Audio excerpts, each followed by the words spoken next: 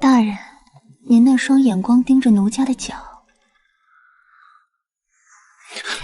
可是会让月亮都害羞地躲进云里去的。月奴，你这勾魂的小妖精，本官这心都要被你挠碎了。月奴，为何又对着月亮叹息？瞧这小脸都哭花了。大人，月有阴晴圆缺，就像这浮萍，今日尚在枝头，明日不知流落何方。想起15岁那年被赌鬼爹10两银子卖进来，奴家这心里……李将军，扭扭捏捏像什么爷们儿？这坛子酒，谁先喝完，谁就是哥们儿。干！好，月奴姑娘够爽快，本将军就喜欢你这股子将门虎女的辣劲儿。我在青楼混了7年，熬成了这京城无人不知的头牌。老子出2000两白银，月溪的赎身期是我的2000两，谁敢跟本大人争，我就拆了他的骨头。靠的不是容貌，而是这逢场作戏的真本事。客人想要什么，我就能活成什么模样。这名声不久就传到了宫里，连传闻中最难伺候的太后都有求于我。哀家那个皇帝儿子被宫里那几个矫如造作的白玉花迷了心智，非要闹着废后。哀家老了，斗不动这些花样百出的小贱人了。他可是听闻你一人能演8个角，在男人堆里无往不利。奴家不过是求条活路，让贵人们开心罢了。哀家带你进宫，是要你替哀家去教教他们什么叫真正的演技。事成之后，哀家许你一道免死金牌，保你后半辈子荣华富贵。太后娘娘，这后宫可比青楼吃人，奴家这细胳膊细腿的，万一被那些娘娘们撕了。怎么，你不愿意？哪能啊，只是这宫里的戏台子大，戏服也贵。太后娘娘既然要飙戏，那得加钱。哼，好大的胆子！这京城里你是第一个敢跟哀家讨价还价的。太后娘娘明鉴，奴家自幼流落风尘，吃尽了苦头，好不容易攒了点赎身的银子，如今要替娘娘做这掉脑袋的差事，万一失败，奴家连个收尸的人都没有啊！哭够了就把眼泪收收，这点演技糊弄哀家还差了点火候。不过哀家就喜欢你这股子不要命且贪财的劲儿。哼，这一匣子是定金，事成之后金银翻倍。哀家已经替你安排好了身份，西域月治国进贡了一批武姬，你便混在其中。对外，你便是月治王庭祭司之女，被选中的献武角色。祭司之女，身份够高，那些嫔妃想动我也得掂量掂量。身份也够低，前朝那些老顽固不会觉得奴家是哪家送来的外戚。太后在这后宫待了40年，这招进可攻退可守，确实精妙。穿上吧，从今日起，你不再是柳月奴，而是月奴。铃铛响，路招摇，这后宫的水怕是比怡红院的酒还要深。姿色那是给没本事的男人看的，见机行事，逢场作戏才是这吃人地方的保命符。那群养在深宫的白莲花想跟我飙戏，哼，他们还差得远呢。各位姑娘，这里寿康宫禁，是太后特意嘱咐给你们歇脚的。进了这道门，就把你们那蛮帮的性子收收，别冲撞了贵人。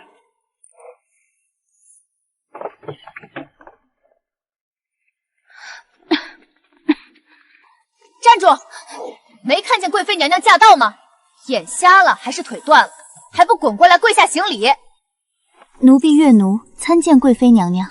你就是那个月氏来的舞姬，模样倒是周正，只是这身打扮未免太招摇了。在宫里可不比你们蛮帮，规矩重过天。别以为跳2支勾魂舞就能乱了章法。娘娘教训的是，奴婢初来乍到，不懂这天朝的规矩，还望娘娘大人大量，多多包涵。啊！娘娘，贵妃娘娘，快救驾！又是这套。在青楼里，那些正妻带人捉奸闹事，往地上一躺装死逼人陪宗的路数，我就看腻了。皇上驾到！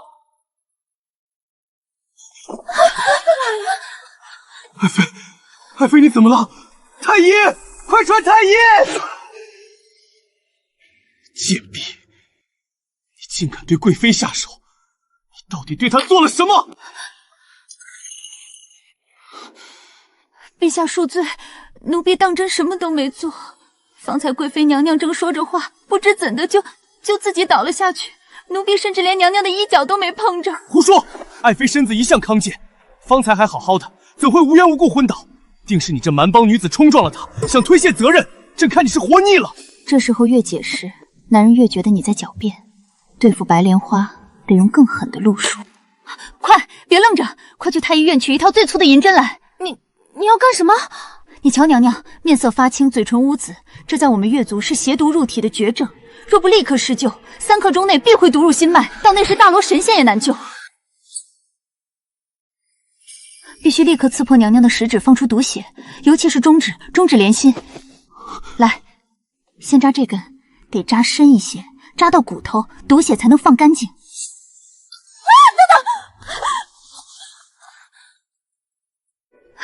谢天谢地，娘娘醒了，看来是祖宗保佑，奴婢的针还没下去，这邪毒就被惊散了，真是万幸中的万幸啊！本宫方才确实晕了过去，想必是被这明晃晃的银针给吓醒了。陛下，贵妃娘娘这身子骨实在太让奴婢忧心了，站着说话都能晕，奴婢在越氏那荒蛮之地都从未见过这般体弱之人。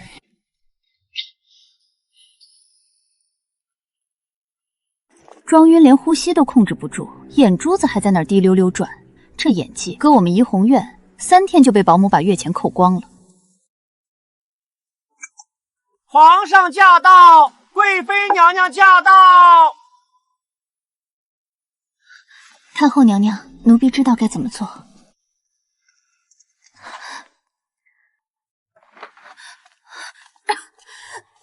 母后，儿臣今日来是想请您处置了这个月氏舞姬。爱妃今早被她那明晃晃的银针险些吓出个好歹，这种蛮帮女子粗野无礼，留在宫中只会祸害后宫，不如趁早打发了。哦，哀家听到的版本怎么是贵妃自己脚下不稳摔了跤，月奴好心救人呢？母后，臣妾怎敢怪罪月奴姑娘？许是臣妾自己身子骨不争气，让陛下和母后忧心了。爱妃，你怎么又吐血了？快传太医！帕子里藏着浸过鸡血的棉团，舌尖一顶就出红。这在怡红院骗恩公赏银时就玩烂了，想跟我拼血量，你还太嫩。太后娘娘救命啊！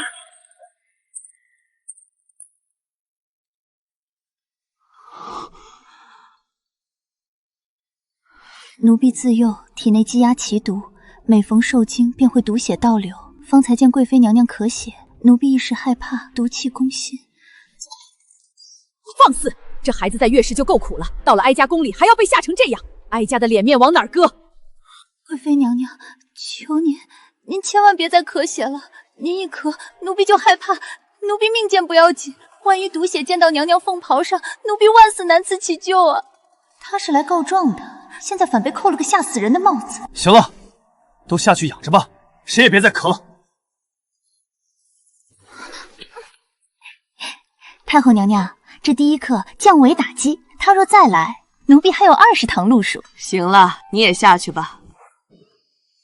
你这丫头，连哀家都差点信了。他告状是假，试探您的底线是真。皇上全场都在看您的反应，他已经被那个女人拿捏透了。哼，这个儿子心都要丢光了。过几日中秋宴，那是后宫争宠的修罗场，月奴务必万分小心。太后说的没错，这皇后端庄有余，却灵动不足，难怪被林贵妃这朵解语花压得死死的。今晚这局，怕是不好破。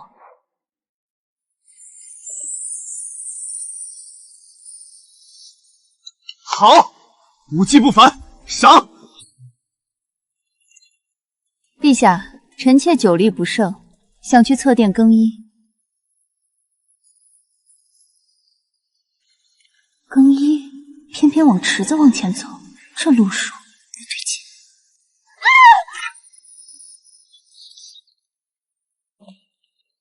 娘娘，贵妃娘娘滑倒了，见红了，快传太医啊！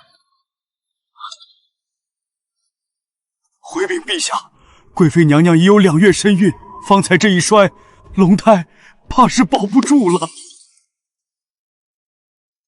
方才谁离贵妃最近？回陛下，贵妃娘娘去更衣时，这个舞姬也鬼鬼祟祟跟了过去，奴婢亲眼所见，就是她推了娘娘。献舞夺宠是动机，假装滑倒是现场，太医伪证是铁证，宫女指认是人证。林贵妃为了除掉我，顺便拉皇后下水，你还真是舍得下血本。朕的皇嗣，你也敢动？朕登基3载，头一次有人敢在朕的眼皮子底下谋害皇嗣，贱婢，你真当朕不敢杀你？人证物证俱在，这会儿求饶只会让他觉得我心虚，分辨更是火上浇油。林贵妃这苦肉计确实狠，把我也算成了死棋。这岳氏女胆子也太大了，刚进宫就敢出矛头，仗着太后撑腰就无法无天，这回看谁能保得住她。太后娘娘驾到！陛下，这是在做什么？堂堂一国之君，中秋家宴上提剑像一个舞姬动武，成何体统？母后，林贵妃失了龙胎，这蛮帮贱婢居心叵测，推跌贵妃，害朕皇嗣，此等蛇蝎之辈，儿臣今日定要亲手斩了他。皇嗣之事，哀家自会查明，但这寿康宫的人还轮不到在大庭广众之下由旁人来审，都退下。岳奴，你跟挨着走。母后要护着他，儿臣无话可说。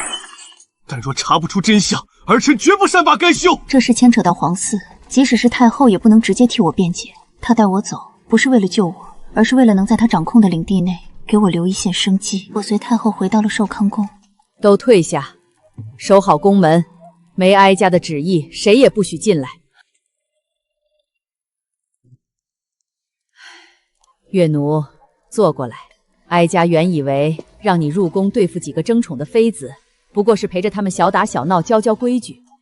可哀家万万没想到，那个林氏居然敢拿龙胎做荣耀。这一步棋他下得太狠，也太毒了。这哪里是争宠，这是要借着皇嗣的命，生生剥了沈皇后的后位，顺败把你这张王牌钉死在断头台上。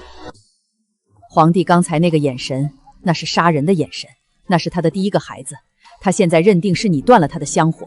即使是哀家，若是强行压着他，不仅保不住你，还会落个徇私枉法的名声，叫前朝那帮老狐狸看了笑话。这是出宫的腰牌，趁着天还没亮，哀家派人送你出宫，去哪儿都行，找个没人的地方隐姓埋名。银子哀家会多给你2000两，足够你挥霍半辈子。这趟差事是哀家算错了这宫里的心机，算哀家看走了眼。看走了眼？太后娘娘，您在这宫墙里待了40年，被那个女人的一场假戏给打败了，心里这口气，您当真咽得下去？哀家真的老了，这后宫的手段，如今竟是见所不见，连那些没出世的骨肉都能拿来当垫脚石。哀家斗了40年，这还是头一回，觉得力不从心。皇帝的心那是偏到了嘎着眼里，林氏掉2滴眼泪，他就恨不得把这江山都捧过去杀人。哀家这个当娘的，管得了他一时，管不了他一辈子，由他们去吧。算了算了，这亏我们认了。太后这副模样，真像极了我们院里的保姆，不是真的抖不动，而是被那没良心的恩客，也就是皇帝给弄寒了心。嘴上说着算了，心里其实憋着一团能烧穿这宫墙的邪火，只是缺一个引子。太后娘娘，您让奴家走，奴家没意见，只是这买卖现在变了，这局棋太凶险，奴家险些把脑袋丢在太浴池边，所以您想让奴家现在全身而退，那银子得翻倍。你这条命都快保不住了，竟然还在跟哀家计较那几千两银子。岳奴，你就不怕哀家现在就变了主意，把你交给皇帝？怕，可奴家更怕穷，手里没钱，出了宫也是受罪，倒不如留下来博个泼天富贵。拿着这块腰牌丧家犬一样丢走，实在太亏了。太后娘娘，既然林贵妃想玩大的，那奴家就陪她玩到底。其实我有个更划算的提议，拿了腰牌走，奴家不过是个死里逃生的丧家犬，可若留在宫里，奴家能成娘娘手中最快的刀。最快的刀，往往也最容易伤着主子。那得看主子给的赏钱够不够让这把刀心悦诚服。娘娘，再给我3天，3天时间，我不但能证明那龙胎是假的，还能把林贵妃背后那根深深蒂固的长生根一并给您拔了。你要什么？除了翻倍的银子，我还要您那串东海夜明珠。你这胃口倒是比怡红院的魏王还要大。拿命换的东西，自然要最贵的。娘娘，这买卖您做还是不做？你有多大把握？10成把握。太后娘娘，奴家在青楼摸爬滚打7年，什么样的仙人跳苦肉照没见过？林贵妃这种段位，在我们那儿连登台的资格都没有。她这局设得看似精密，实则破绽百出。什么破绽？她犯了一个最致命的错误，在青楼想要假装怀了恩客的孩子，最忌讳的就是太快和太准。她急着在今晚发难，急着让您和皇后在场，甚至连那个太医跪下的速度都像是排练好的。最重要的是，太后娘娘，陛下下旨了！陛下圣谕，此蛮帮女毒害皇嗣，罪不容丢，着令打入天牢，不经三思，明日午时斩立决。斩立决？他竟连哀家的面子都不顾了，为了那个林氏，他连基本的审讯都要省了吗？太后娘娘，您还没看明白吗？陛下这不是在审案，他是在灭口。在这宫里，害死皇嗣是死罪，若按部就班的审，万一审出个子虚乌有，林贵妃怎么收场？只有让我立刻变成死人，假龙胎的秘密才会永远烂在田里，绝不会催着当天行刑。陛下越急，越说明林贵妃心虚的连1天都等不起了。还愣着干什么？陛下说了，谁敢阻拦，疼痛谋逆！快锁了！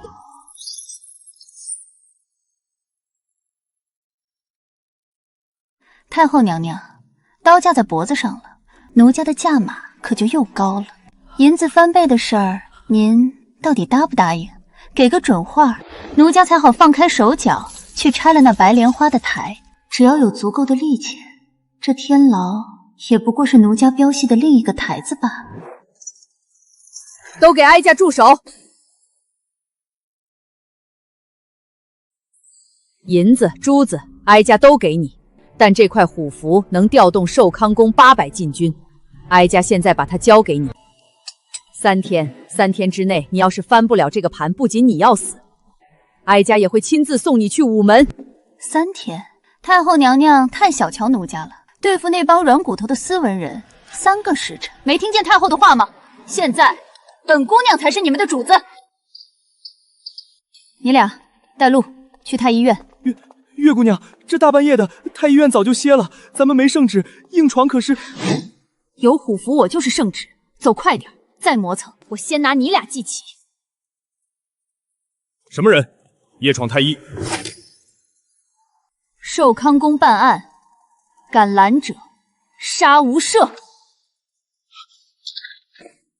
给我把太医院团团围住，一只苍蝇也不许放飞出去。姓周的院判，这第1场戏，咱们得关起门来好好唱。锁死！从现在起，太医院上下，上至院判，下至学徒伙头，无我手令，许进不许出。敢有靠近院墙者，格杀勿论。放开！干什么？你们干什么？本官乃是正3品院判，你们这是要造反吗？你这个蛮帮贱婢，谁给你的胆子夜闯太医院？便是太后娘的令牌，也不能……太后的令牌能不能管你，我不知道，但我知道，我身后这800禁军的刀，能管住你的脑袋。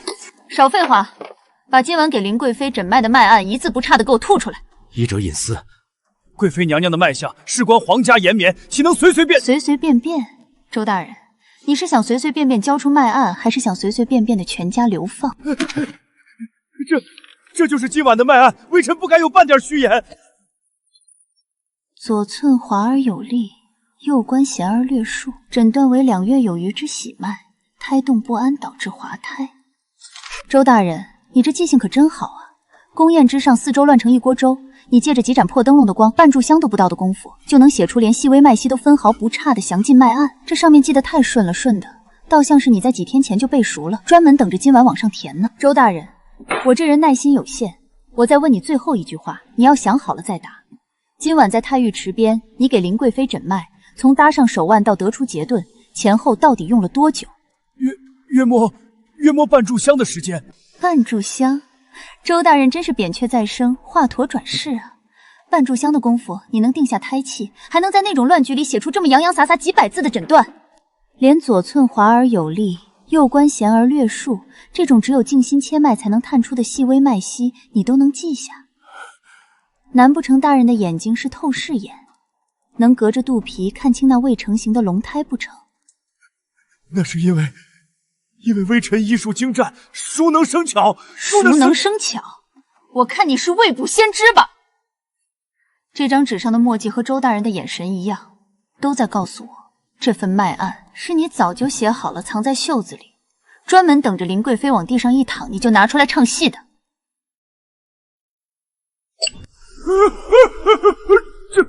这是什么邪物？你要干什么？这是我从怡红院里带出来的压箱底宝贝，咱们姐妹管它叫开口散。这东西专门用来对付那些想赖账、想吃白食的恩客。灌下去之后，五脏六腑会像被刀绞一样腹痛难忍，它死不了人，只会让你像条疯狗一样，把前3天吃进去的东西，连同心肝脾肺里的秘密，全都一口口吐个干净。周大人，是现在就吐真华，还是让奴家帮你把这药喂下去？选一个吧。周大人，奴家的手可不太稳，这一瓶下去，你这喉咙可就跟吞了烧红的蛋挞没区别了。你自己说，还是我帮你说？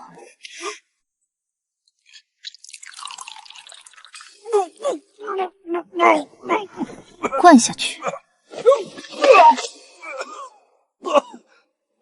别吐了，这只是开头，接下来是不是该聊聊那压根就不存在的龙胎了？饶命，姑娘饶命！我说，林贵妃根本没有怀孕，这一切都是事先设计好的。没怀孕？那你的脉当是怎么回事？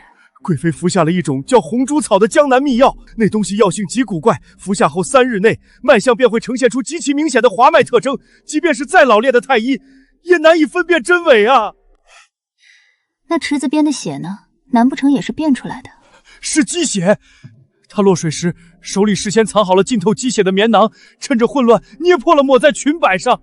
那血腥味重，大家都被吓住了，谁也没敢仔细去瞧。是林丞相逼我的，他拿微臣全家老小32口人的性命威胁，微臣实在是不敢不从啊。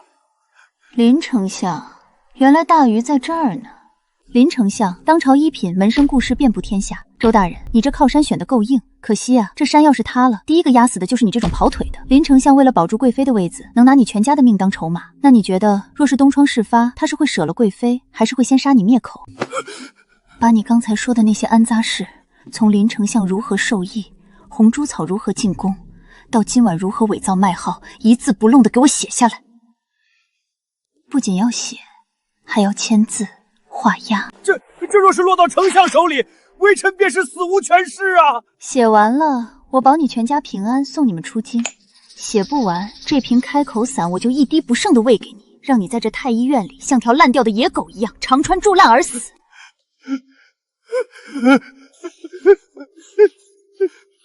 天快亮了，周大人，你的命暂时保住了。接下来，咱们去会会那位权倾朝野的林大丞相。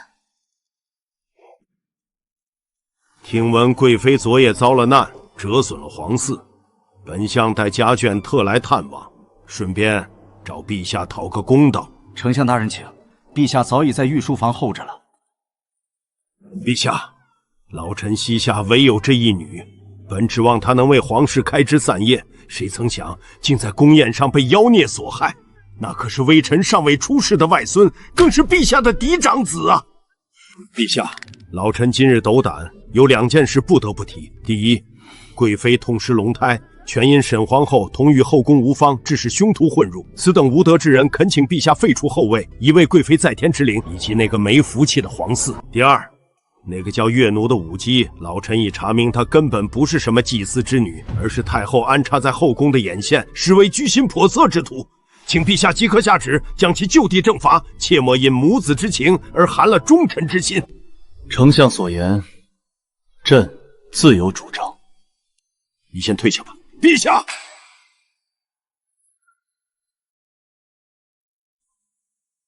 月姑娘，不好了！林丞相刚从御书房出来，正往这边走呢。他跟皇上嘀咕什么了？小的买通了奉茶的内侍，听说是要废了皇后娘娘，还要把您给腰斩了偿命。一边要断了皇后的路，一边要绝了太后的眼，这林老头算盘珠子都快崩到我脸上了。废后处死我，这场戏他林家想怎么唱，我柳月奴就陪他唱到大理寺去。相爷，待会儿见了太后，臣妇定要好好哭上一场，让她知道咱们林家不是好惹的。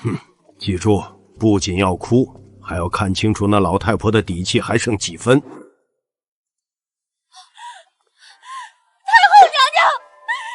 给臣妇做主啊！我家贵妃千娇万贵，如今遭此大难，那可是林家的命根子，更是皇家的血脉啊！太后娘娘，臣妇方才瞧见这红珊瑚，真是极品。听闻此物最能安神定气，我家贵妃受惊之后夜不能寐，正缺了这么个药底子压邪。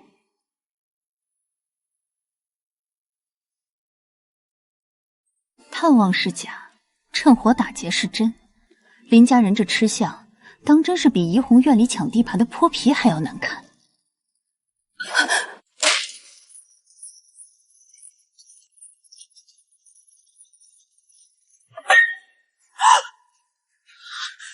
林夫人这双夺宝的手，是想要红珊瑚呢，还是想要这8名禁军手里的索命钩？看来夫人的胆子也没那手伸得长。我的头！这钗子是贵妃赏你的吧？林夫人，你家贵妃现在可是泥菩萨过河，自身难保了。你拿着她赏的东西，在这太后娘娘的寿康宫里招摇撞骗，是存心给太后添堵呢，还是想替你那个快要下地狱的女儿立威？这东西你不配戴，摘了。你这个蛮帮贱婢，你算个什么东西？不过是个供人取乐的玩意儿，竟敢动本夫人的东西！本夫人今天非要把你撕碎了不可！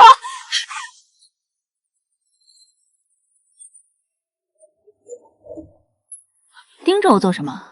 这一巴掌我是替太后娘娘赏你的，记住了，这儿是寿康宫，不是你林家的相府。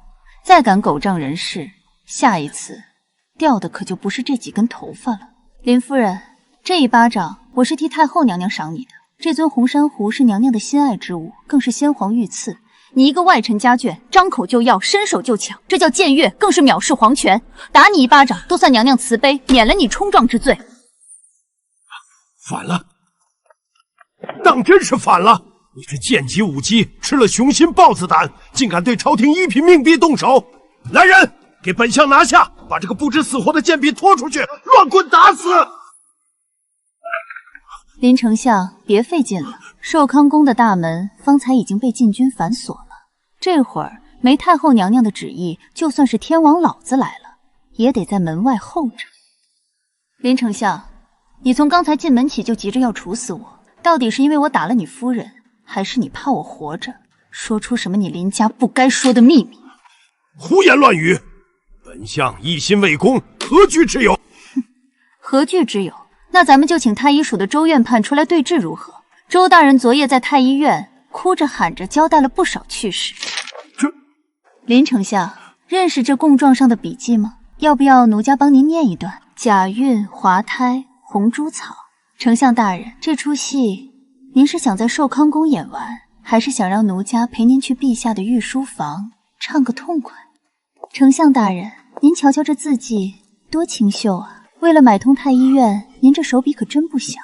周院判可全抄了。那红珠草是您亲手从江南弄来的，这一出喜从天降再到血溅当场，您演的可真精彩。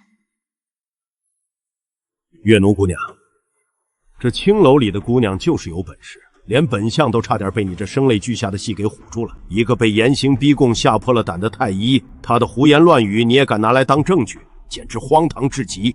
此人分明是被你这贱婢威逼利诱，满口胡言。这种屈打成招的东西，在朝堂上连半分惨信的资格都没有。你当大理寺是怡红院，任由你指鹿为马？太后娘娘，您看到了吧？这个出身下贱的女人，竟敢当着您的面殴打命妇，伪造供词，挟私报复。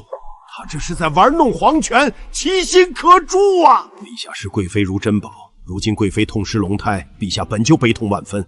若让她知道太后娘娘为了一个来历不明的舞姬，竟不惜动用禁军伪造证据来羞辱功臣，到那时，陛下对娘娘的母子之情，怕是会瞬间寒透了心呢。林丞相这只老狐狸，他知道太后的软肋在哪儿。太后不怕权臣，但她怕那个皇帝儿子彻底跟他离心，怕母子反目成仇。皇上驾到！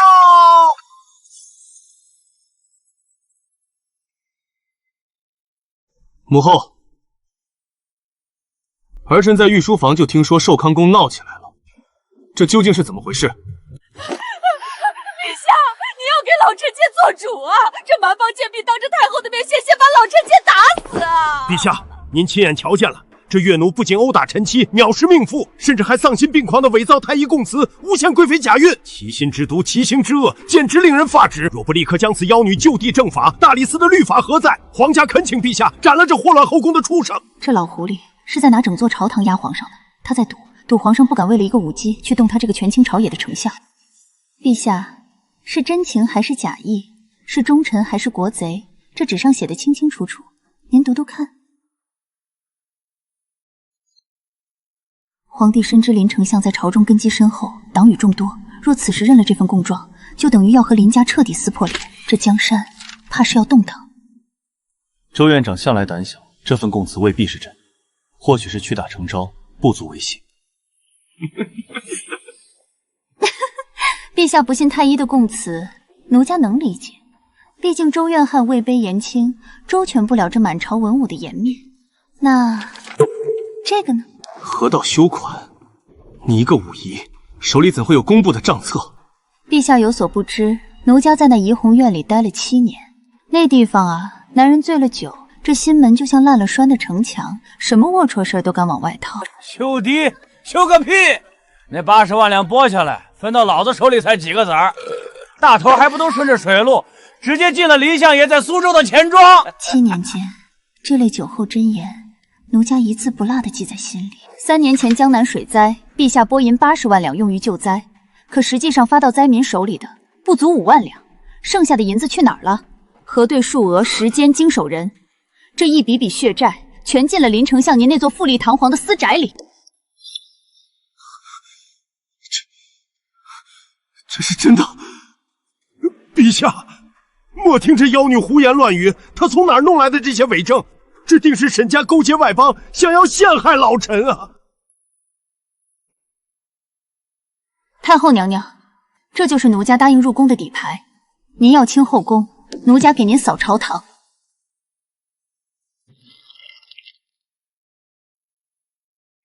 3年前江南洪灾，陛下体恤民情，从国库生生挤出80万两白银，那是灾民的买命钱。可林相爷赏用手修堤的不足6万两，其余的74万两白银全部顺着水路悄无声息地流入了林家在苏州、扬州3地的私人钱庄和田庄。天启3年3月，经手人户部侍郎赵某利用太和商号转账白银12万两入苏州林府司库。天启3年5月，工部客中钱某假托和工费套取官银6万两入扬州林家田庄。朕一直以为你是国之栋梁，朕把国库的钥匙交给你，你竟然……这就是他最信任的，甚至不惜为了他女儿去费重的丞相，竟然在他看不见的地方一口吃空了他的江山，掏空了他的国库。一派胡言！陛下，这是陷害，这是这妖女不知从哪个犄角旮旯搜罗来的伪证。陛下，你清醒一点！此女出身下贱，自幼在那种污泥打滚的青楼里长大，她懂什么河道，懂什么账目？她满口谎言，不过是受了沈家的指使，想要离间咱们君臣啊！谁知道这些都是从哪个犄角旮旯搜罗来的伪证？万万不可听信这娼妓的一面之词，陛下。林相爷，您说的对，我是青楼出身，见的尽是你们男人的肮脏事，可偏偏这些事儿每一笔都能要了您的老命。闭嘴！朕现在就宣大理寺卿，一笔笔给朕对质。伪证，林丞相，您这话可真伤了那些大人们的心。这上面的每一笔银子，每一个时间点，可都是您手下那些心腹官员在怡红院里喝得烂醉，搂着姑娘交心时亲口吐出来的真话。陛下若是不信，大可以将这账册上有名有姓的大人们全叫过来，在这寿康宫的大殿上，咱们当众对质。我也想看看，到了丢脑袋的关键时刻，他们是保您的宰相之位，还是保他们自个儿脖子上的那颗脑袋？贱人，你这卑贱的娼妓，竟敢在此信口雌黄！你们听着，外头值守的诸位大人，你们都是10年寒窗朝廷钦点的命官，难道就眼睁睁看着一个青楼出来贱婢，在这里指鹿为马，侮辱当朝一品吗？陛下，此女乱政，若不将其立刻腰斩，微臣不服，百官不服。明日早朝，凡是还要半点的官员，谁敢上朝，便是认了这个贱人的供据。陛下若是一意孤行，那这大业的朝堂便空着吧。林丞相这是要鱼死网破了，他想用整个朝廷的瘫痪来逼迫皇帝妥协。这是一场豪赌，赌的是皇帝的江山和他这个丞相的最后一张老脸。林丞相，您这戏唱的可真宏大，连百官都给您当了陪衬。可惜啊，您这戏台子搭得太高，容易摔着。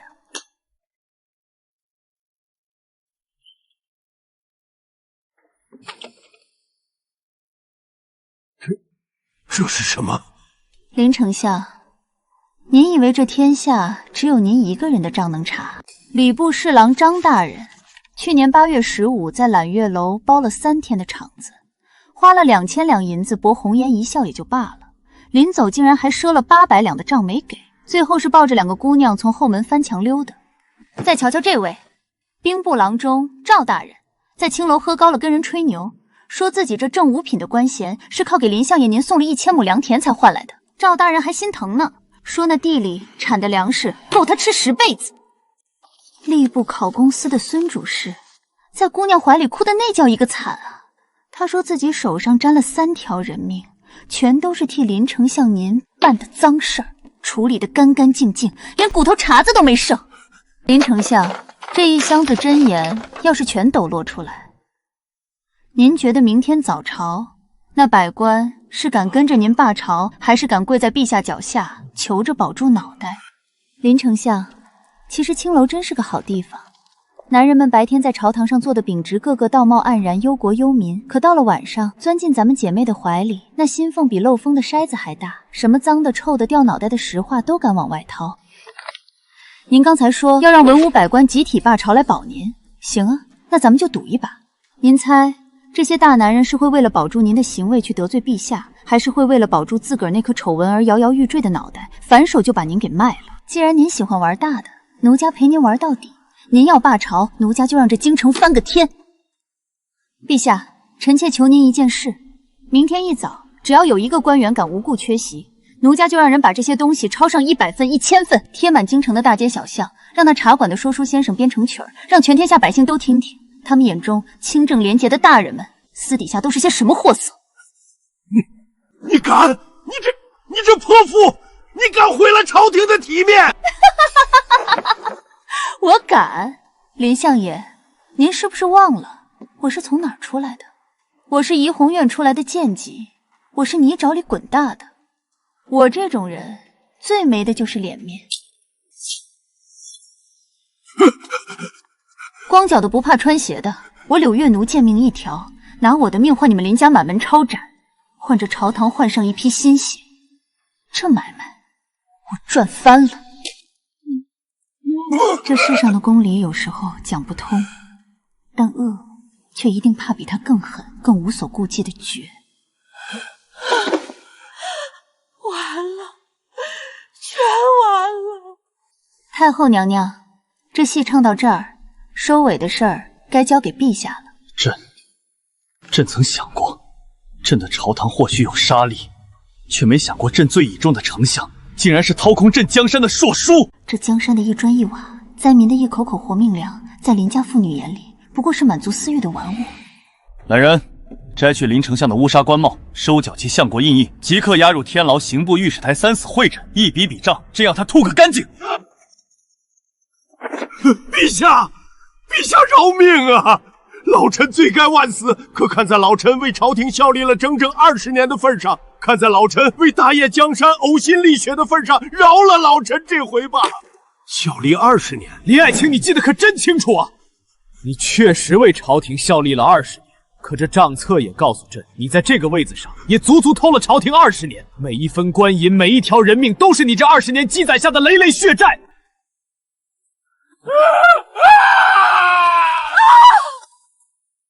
这京城的风终于要清爽些了。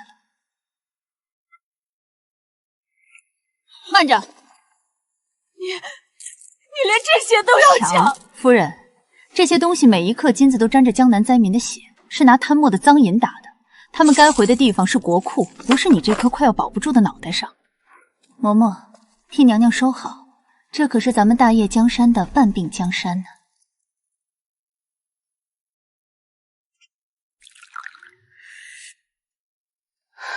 月奴，哀家自问活了60年，自诩看人极准，可今日才发现，哀家竟从没看透你。你从一开始入宫，就已经准备好了这本足以翻天覆地的账册，是不是？太后娘娘英明，奴家在青楼待了7年，见过的龌龊事，听过的掉脑袋话，比这宫里只多不少。答应您这趟差事之前，奴家就让怡红院那些姐妹们把压箱底的宝贝，那些恩客走后亲口吐出来的实情，连夜全都整理出来了。奴家这人从不打没把握的仗。你就这么笃定，这本账册一定能救你的命，一定能用在林丞相身上？太后娘娘，这就是青楼教给奴家的第一课。只要有权的地方，在男人眼里，女人的怀抱是销金窟，可在奴家眼里，那是最好的情报场。放开本宫！本相呢？我爹呢？我要见我爹！相爷已入天牢，贵妃娘娘，请吧。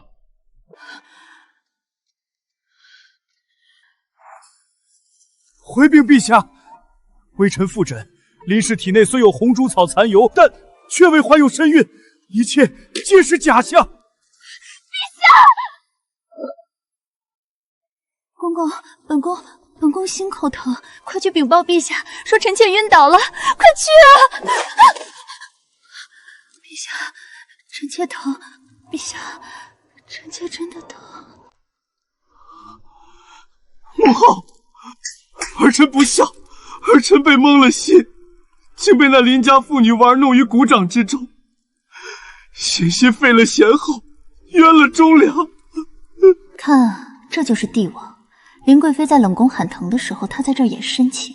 若是没我那本账册，这会儿喊疼的，怕就是我柳月奴的冤魂了。抽完了，既然知道不孝，怎么还没意识到你那脑袋里装的到底是什么？儿臣知错，儿臣辜负了母后的教诲。你不是不孝，你是蠢，是无可救药的愚蠢。你被林家那个小贱蹄子迷心窍，为了2滴鳄鱼泪，差点杀了哀家的人，甚至差点把这祖宗留下的江山社稷都拱手让给了贪得无厌的林家。你告诉哀家，你这个皇帝当的哪一点对得起你父皇？他在九泉之下，若看到你被一个女人耍得团团转，他该如何看你？哀家真是瞎了眼了，你太让哀家失望了。儿臣万死难辞其咎。哀家不指望现在就变得像你父皇那样圣明，但你得给哀家记住一件事：沈皇后是哀家在名门世家里千挑万选给你定的。她虽然不会撒娇卖乖，没有林氏那些花花肠子，但她性子刚正，她是能替你守住这个家，守住这后宫底线的人。这回的事儿，哀家替你收了尾，但你要是再敢犯这种被蒙了心的糊涂，哀家就是拼了这把老骨头不要，也要亲自替你把这后宫清得干干净净。儿臣谨记母后教诲，绝不敢再有下次。起来吧，别在这儿碍哀家的眼了，回你的御书房，把林家的烂摊子处理干净。这宫里的风向要变了。太后交代的差事，这最后一件才是最难的。这沈皇后哪儿都好，就是太像个皇后，反而不像个女人了。退下吧，太后让你来陪本宫，是有什么体己话要说？若是为了林氏的事，大可不必。本宫问心无愧，娘娘确实问心无愧，可这问心无愧换来的却是3年的冷惰。娘娘，您就没想过，陛下为什么更喜欢那个满口谎言的林贵妃吗？她是她，本宫是本宫，那些狐媚手段，本宫学不来，也不屑去学。不是手段，是人心。林贵妃会示弱，会撒娇，她会拉着陛下的袖子说心口疼，会让男人觉得自己是个顶天立地的英雄，是被需要的。而您呢？您太完美了，什么都能自己扛，什么都不麻烦陛下。您把这坤宁宫守得滴水不漏，却也把陛下关在了门外。她在您身边找不到半点男人的存在感。你干什么？母后教导本宫，皇后要端庄大方，不可像民间女子那般恃宠生骄。端庄大方没错，可端庄不等于冷冰冰的。您不需要学林贵妃那种装出来的柔弱，您只需要偶尔让陛下看到您真实的一面。人非草木，孰能无情？当您真的累了、委屈了，为了后宫琐事难过的时候，别再一个人躲在被子里扛着。娘娘，这规矩是穿给外人看的，情分是留给自家男人的。您这坤宁宫处处透着相敬如宾的冷气，陛下进来了，能不跑吗？本宫自幼受的教导，见是要做天下女子的表率。若是不成规矩，规矩能陪您守活寡吗？这3天，我要您把那层假面撕了，别把他当皇帝，就把他当成3年前冷落您的负心汉，这才是真的您。累了就哭，疼了就喊。明天陛下若来，您什么都别做，就坐在这儿绣您的帕子，等他走近。这是我教他的最后一招，无招胜有招。最深的情，往往不在那跪拜大礼里，而是在那营盛一点点藏不住的委屈里。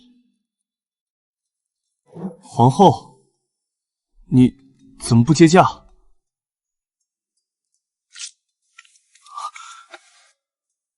这才端庄清冷的眸子，此刻注满红血丝。皇后，你这是怎么了？陛下来了。没有臣妾参见陛下，只有这4个字。这4个字里包含了3年的等待，3年的委屈，和此刻好不容易抓到的那一丝温存。朕竟不知，这坤宁宫的门不仅是皇后关上的，也是朕亲手从外面锁上的。别绣了，陪朕说说话，就说3年前你刚入宫时的那些话。哭得真好。这世上的男人，要么爱极了女人的强，要么疼碎了女人的弱。沈皇后，这局你赢了。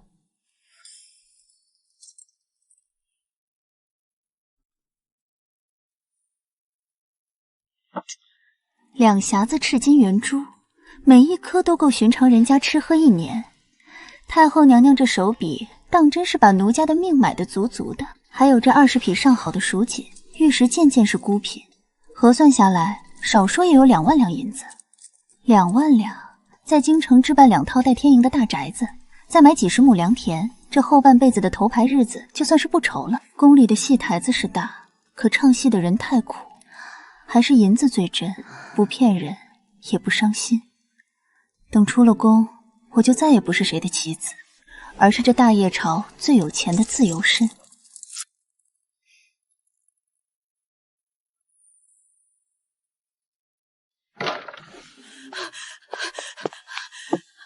嬷嬷，这大半夜的，鬼掐了脖子不成？慌成这样！月奴姑娘，出大事了！太后娘娘刚收到的信，明日早朝，翰林院那帮老顽固要合起伙来参你。参我？我不过是个一帮送来的舞姬，无名无分的。那群言官是闲得发慌了，还是吃饱了撑的？他们参的不是舞姬，而是妖孽。林丞相虽然倒了，可他那些门生顾臣还在。翰林院几个御史联名上了死谏的折子，说他们弄到了你的身世底细。他们说你根本不是什么月氏祭司之女，而是京城烟花巷怡红院里的那个头拜花魁柳月奴。这群狗鼻子闻得可真够快的。怡红院的卖身契明明在太后手里，他们是从哪儿翻出来的陈年旧账？身份败露了又如何？是太后娘娘亲口向陛下举荐的我，难不成他们还敢指着娘娘的鼻子骂？他们正是要对着太后来。折子上写的明明白白，太后引青楼女子入宫干政，有违祖制，亵渎皇权。姑娘，他们求的是圣裁，请陛下依开国律例，将你当众腰斩，弃市示众，以正朝纲。腰斩弃市？林家这帮死圣种，临了还想拉我这个戏子去垫背。既然戏台子都搭到了早朝，那我柳月诺就陪他们演最后一场大的。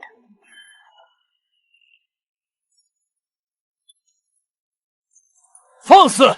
简直荒唐！此乃大业议政之重地，岂容一个一帮贱籍女子随意踏足？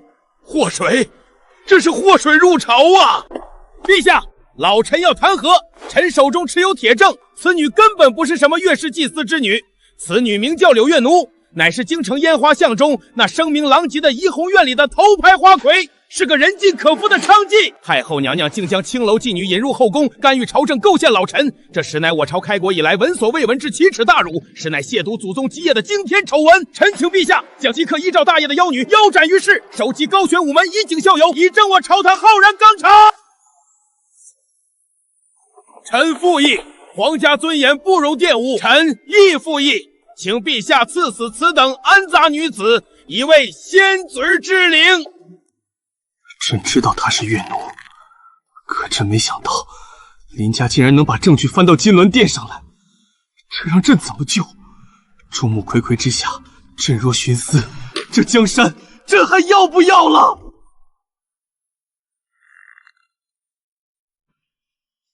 这帮老东西，这是想用一个柳月奴把哀家的名声也一并钉在耻辱柱上。陛下，老臣要弹劾。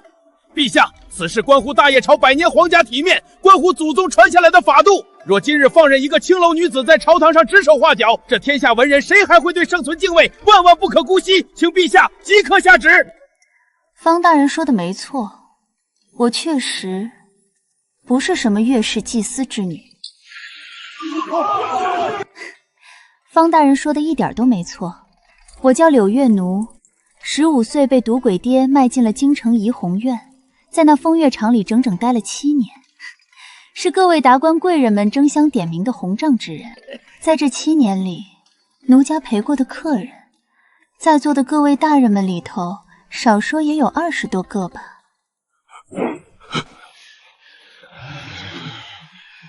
这帮白天忧国忧民，晚上与我同眠的禽兽，平日里在席间对我那是千般温柔，如今倒是一个个恨不得我立刻化成灰。陛下，莫听这妖女混淆视听，此女身份一时，她自个儿都供认不讳了。娼妓入宫，贿赂皇家血脉，按律当斩立决，请陛下即刻下旨。上！哀家还没死呢，方大人就在这儿急着要杀哀家的人，怎么？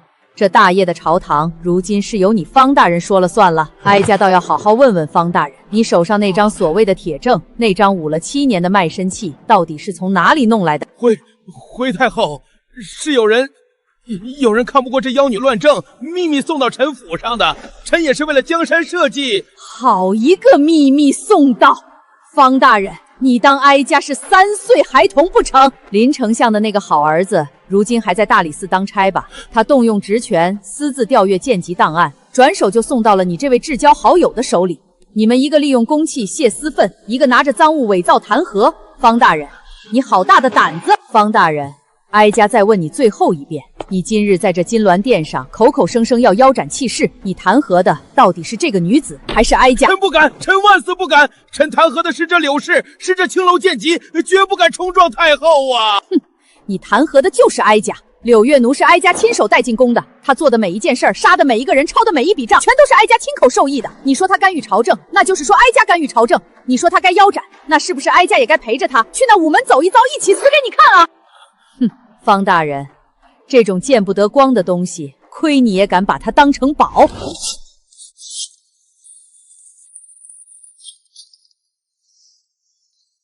众卿看好了，这张卖身契是林丞相余党违规从大理寺调取的，本身就是肮脏的赃物。哀家今日当着满朝文武的面，把这害人的玩意儿销毁了。从此往后，这世上再无贱籍柳月奴，谁有异议，尽管站出来，哀家听着。这张纸碎了，那些恩客官员们的把柄也随着这一撕暂时保住了。他们不仅不敢异议，反而在心里感激涕零。皇帝，既然这朝堂上的脏东西扫干净了，哀家也有一件事。正好趁着今日这满朝文武都在，当众宣布：母后既然已经处置了赃物，那便是为我大业朝清理了门户，儿臣洗耳恭听母后圣谕。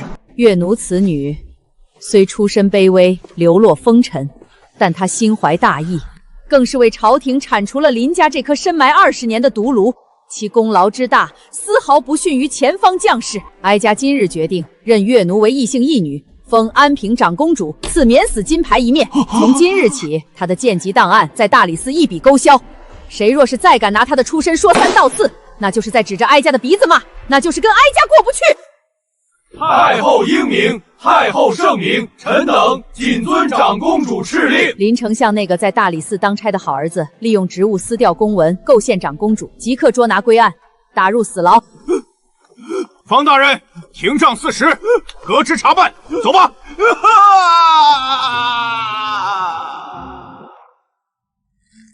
15岁那年，我被父亲卖进怡红院，这张纸锁了我7年，毁了我的一生。女儿月奴，谢母后救命之恩，谢母后再生之德。丫头，哀家在这后宫里活了60年，见过数不清的聪明人，也见过无数不要命的，但能像你这样把聪明和不要命玩得炉火纯青的，你是头一个。太后娘娘过奖了，奴家哪有您说的那么神，奴家只是比较贵罢了。你这财迷疯！行了，拿上你的赏赐，赶紧出宫去吧。哀家怕留你久了，你迟早得把这满朝文武的底裤都给揭了，到时候哀家可真保不住你。走，抬稳当了，这可是本公主的安身立命钱。这宫里的戏唱完了，外面的广阔天地正等着我这个最贵的长公主去祸害呢。这宫里的路走起来费劲，可这每一步落下去，踩的都是白花花的银子声，值了。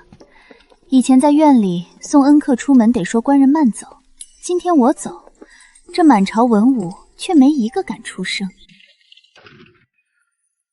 晋王，当今陛下的胞弟，那个从我入宫至今从未露面，却总在关键时刻把绝密情报送到我手先的老熟人。安平长公主，好大的威风，连母后的免死金牌都骗到了手。姑是不是该称呼你一声皇姐？安平长公主，若让这满朝文武知道，那本覆灭林家的账册是姑亲自送进怡红院给你的，你猜他们会怎么想？王爷客气了，那情报攒得辛苦，奴家不过是带您把这出戏唱圆满了。您在暗处下棋，奴家在明处杀人，咱们不过是各取所需。姑的马车比较宽敞，京城眼杂，要不要捎长公主一程？捎我可以，但我这2箱宝贝也得装上，要是挤着我的宝贝，这车本公主可不坐。没听见长公主的话吗？去，把箱子给姑固定在车后。是。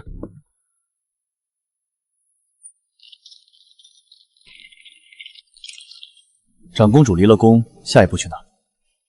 京城的宅子我已经看好了，剩下的银子，奴家打算开一家全天下最大的戏帮子。这宫里的人个个都想当角儿，可到头来不过都是这权力台子上的提线木偶。